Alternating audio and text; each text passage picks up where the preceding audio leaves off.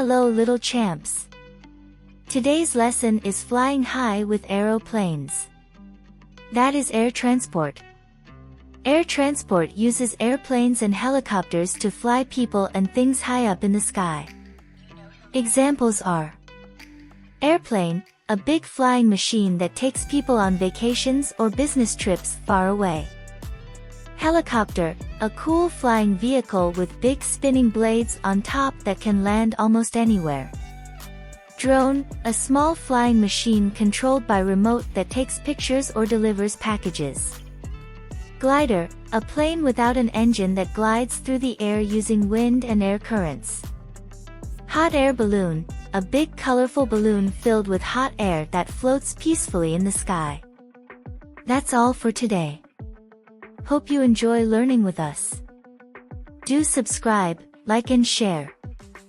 Thank you.